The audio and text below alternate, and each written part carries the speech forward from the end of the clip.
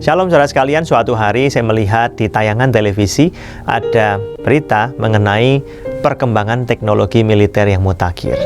Mulai dari senapan, tank, kendaraan tempur yang lain seperti pesawat terbang, pesawat militer ya, dan bom atau rudal jenis yang baru. Banyak yang hebat di sana. Lalu saya teringat ada satu lagi senjata yang sangat ampuh. Apa itu? Yaitu kebencian. Loh, kok senjata yang ampuh sih? Bukankah kebencian itu merusak? Ya, jika kebencian itu diarahkan pada target yang salah. Diarahkan ke orang misalnya. Alkitab tidak pernah mengajarkan kepada kita untuk membenci orang loh.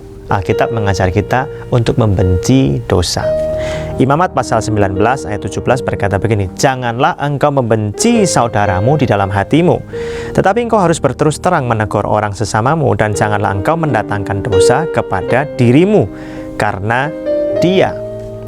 Kebencian akan menjadi senjata yang ampuh ketika diarahkan kepada dosa. Yang dibenci kesalahannya, bukan orangnya. Masa ada orang tua lihat anaknya salah terus benci anaknya? Salah sasaran kan? Kebencian yang kita simpan dalam hati kita, pertama-tama bukan akan menghancurkan orang lain. Itu menghancurkan diri kita terlebih dahulu. Menghancurkan sukacita kita, sampai menghancurkan kesehatan loh. Dan kalau itu diluapkan dalam perkataan dan tindakan, itu bisa menghancurkan orang lain dan bisa menyebabkan kehancuran yang berkepanjangan dan nggak bisa kita kendalikan. Tapi pada awalnya ketika kita menyimpan kebencian dalam hati, kita menyangka kita bisa mengendalikan akibatnya. Tapi sejarah membuktikan, senjata yang bernama kebencian ini, jika diarahkan kepada orang, wah, akibatnya sangat mengerikan dan tidak terkendali. Dikatakan di sini, engkau harus berterus terang menegur orang sesamamu. Janganlah engkau mendatangkan dosa kepada dirimu karena dia. Kenapa kita benci orang? Kadang-kadang kita ini tersakiti dengan perlakuan orang kepada kita, dengan kata-kata orang kepada kita. Lalu kita diem, kita nyimpen untuk diri kita sendiri. Bukankah yang benar itu dikomunikasikan, bicara baik-baik, ya kan? Kalau dikomunikasikan, bicara baik-baik itu sama dengan kita sedang membuat diri kita ini diberkati, melegakan diri kita sendiri. Jangan kita diam tapi terus simpen kebencian, simpen amarah, rasa nggak terima, terus ditumpuk. Lama-lama ya meledak. Berapa waktu yang lalu saya baca ada satu gudang bahan peledak di pelabuhan X di luar negeri itu meledak dan ledakannya sangat mengerikan.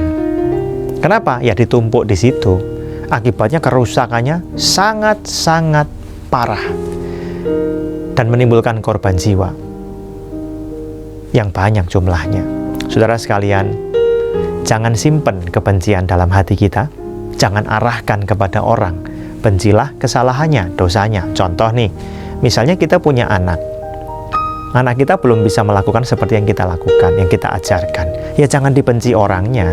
Pasangan kita belum berubah seperti yang kita inginkan, belum berubah seperti yang firman Tuhan inginkan. Ya jangan benci orangnya, justru kita harus tolong dia berubah menjadi seperti yang Tuhan inginkan. Kira-kira demikian.